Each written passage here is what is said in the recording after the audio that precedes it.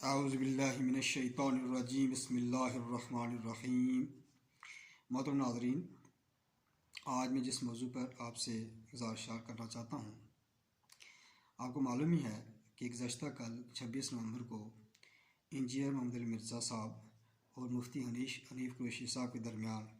ایک مناظرہ طے پایا تھا، لیکن وہ نہیں ہو سکا۔ تو اس کی کیا وجہ بنی کہ انجینئر محمد علی مرزا اکیڈمی سے کیوں باہر نہیں آئے؟ اب یہ موضوع ایسا ہے کہ اس سے پہلے بھی جو مفتی طارق مسعود صاحب 2 سال پہلے وہ جیل میں آئے تھے، اس سے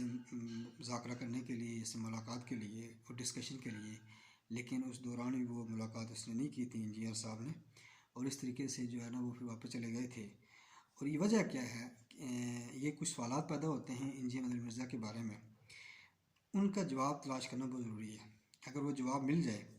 تو پھر عوام کو یہ بات حقیقت واضح ہو جائے گی اور عوام کو سمجھنا آسان ہو جائے گا کہ مسئلہ کیا ہے۔ تو پہلے آپ یہ سن لیں کہ 3-4 سوالات کیا پیدا ہوتے ہیں جن کا جواب دینا بہت ضروری ہے۔ پہلی بات یہ ہے کہ انجینئر محمد علی مرزا صاحب مناظرے سے کیوں بھاگتے ہیں، نمبر 1۔ نمبر 2، انجینئر محمد علی مرزا صاحب کی عقائد و نظریات کیا ہیں؟ وہ کیا نظریات ہیں، کیا عقائد ہیں جن سے تمام مکاتب کے علماء اختلاف کرتے ہیں، نہ صرف اختلاف کرتے ہیں بلکہ ان کو گمراہ قرار دیتے ہیں۔ نمبر 3، انجینئر محمد علی مرزا کا سیاسی مسلک کیا ہے، کس جماعت کو یہ سپورٹ کرتے ہیں؟ کھلے ہم تو نہیں، لیکن ان کی جو ویورشپ یوٹیوب پر بڑی ہے، لاکھوں سبسکرائبر ہیں اور لاکھوں ویورز ہیں، تو یہ کیا وجہ ہے؟ اس میں ایک سیاسی پہلو کا بھی ایک کردار ہے، اس کو سمجھنا ضروری ہے۔ اور چوتھی بات یہ ہے کہ مرزا علی مرزا کی یہ شخصیات ہے، مرزا علی مرزا کی یہ شخصیت ہے، اس طرح کی اور بھی شخصیات ہسٹری میں پیدا ہوتی رہی ہیں اور ان کا بھی کردار رہا ہے۔ تو یہ اصل میں یہ انجینئر علی مرزا کا جو فلسفہ ہے یا جو اس کے نظریات ہیں، اس سے کیا مسئلہ پیدا ہوتا ہے اور یہ امت میں کیوں بے چینی پائی جاتی ہے، ہندوستان پاکستان میں مسلمانوں کے اندر، اور اس کا حل کیا ہے؟ یہ 3-4 سوالات ہیں، اگر ہم ان کو سمجھ سکیں اور میں آپ کو ان کو سمجھانے کی کوشش کروں گا، اور اگر آپ حضرات عوام اس ویڈیو کو سننے کے بعد کم از کم ان کو ایک ٹریک مل جائے گا کہ انجینئر محمد علی مرزا کا مسئلہ کیا ہے اور یہ ہے کون شخصیت، اس کے عقائد و نظریات کیا ہیں اور کیا وجہ ہے کہ علمی گفتگو سے یہ بندہ بھاگتا ہے۔ محترم ناظرین، اس سے پہلے کہ میں اس موضوع پر آغاز کروں تفصیلاً، آپ سے گزارش کی جاتی ہے کہ میرا یہ چینل ہے مشن 92، اس کو آپ سبسکرائب کریں، بیل آئیکن کو دبائیں اور اس کو شیئر کریں، اور اس پوری ویڈیو کو آپ سنیں گے تو پھر آپ کو اصل موضوع سمجھ آئے گا۔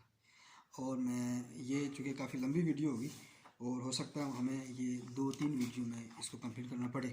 لیکن جو بھی ہو، 1 ویڈیو ہو یا 2 ویڈیو ہوں، جتنی ویڈیو ہوں، آپ سے گزارش کی جاتی ہے کہ اس کو آرام کے ساتھ اس کو سنیں اور اس پہ غور کرنے کی کوشش کریں تاکہ آپ کو حقیقت کا پتہ چل سکے۔ محترم ناظرین، پہلا سوال جو پیدا ہوتا ہے کہ انجینئر محمد علی مرزا صاحب مناظرے سے کیوں رائے فار اختیار کرتے ہیں؟ دیکھیں، جو کوئی بھی عالم دین ہوتا ہے، ظاہر ہے وہ علم سے اعلیٰ بنتا ہے، تو دین اسلام کو سمجھنا، پڑھنا، سیکھنا یہ کوئی آسان کام نہیں ہے۔ سب سے پہلے آپ سمجھ لیں کہ انجینئر محمد علی مرزا صاحب بیسیکلی میکینیکل انجینئر ہیں، اور انہوں نے جو دین کا علم حاصل کیا ہے وہ مختلف علماء کی کتابیں پڑھ کر، خاص وہ عربی کتب، حدیث کی جو کتابیں ہیں ان کے ترجمے انہوں نے پڑھے، اور جو علم دین کے لیے جو لوازمات ہیں ان کا علم ان کے پاس نہیں ہے۔ ترجمے پڑھ کر بخاری، مسلم، مشکات، باقی جو کتابیں پڑھ کر ترجمے پڑھ لی، یا قرآن مجید کا ترجمہ تفسیر اردو میں پڑھ لی، مختلف کتابیں اردو میں پڑھ لی، اس سے تو آپ کے پاس معلومات کا ذخیرہ تو آ سکتا ہے،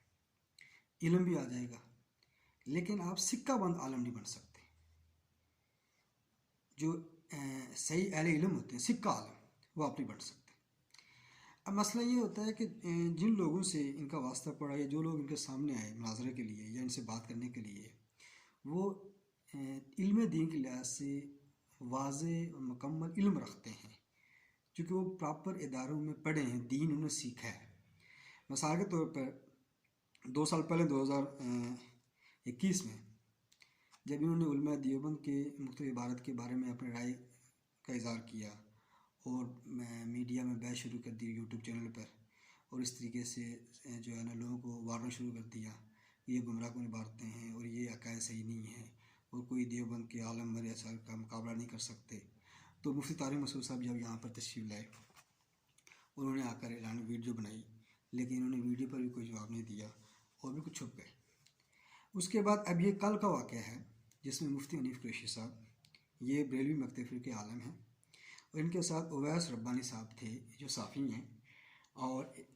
تو انہوں نے یہ مناظرہ ارینج کروایا تھا، اور بقول ان کے کہ ہم مرزا صاحب سے میں نے بات کی ہے، اور مرزا صاحب چونکہ پہلے چیلنج کر رہے تھے کہ مفتی صاحب کو کہ وہ میرے سامنے نہیں آئیں گے، لیکن جب وہ سنڈے کو چونکہ اویلیبل تھے اور ہوتے ہیں مرزا صاحب، تو سنڈے کے مناسبت سے وہ یہاں تشریف لائے، لیکن مرزا صاحب اکیڈمی سے باہر نہیں ہے۔ اب میں بات بتا رہا تھا آپ کو کہ علم کی، تو انجینئر مرزا صاحب کے پاس اس طرح کے عالم نہیں ہے، انہوں نے اردو کی کتابیں پڑھی ہیں مختلف علماء سے پڑھ کر، اور اس طریقے سے جو ہے نا وہ یوٹیوب پر پروگرام کرتے ہیں اور وہ چھوٹی ویڈیو بنا کر اپلوڈ کر لیتے ہیں، تقریباً بڑی گھنٹے کی بھی ہوتی ہیں، لیکن چیزیں ظاہر بات ہے وہ اردو میں پڑھ کر وہ کر لیتے ہیں۔ اب جب مناظرے کی باری آتی ہے یا ڈسکشن کی بات آتی ہے عالم دین سے، تو عالم جو ہوتا ہے ظاہر بات ہے اس نے 8 سال لگا کر عربی لغت پڑھی ہوتی ہے، اصول تفسیر کا علم پڑھا ہوتا ہے، اصول حدیث، فن حدیث، یہ چیزیں سیکھی ہوتی ہیں۔ اس کے علاوہ تفسیریں پڑھی ہوتی ہیں،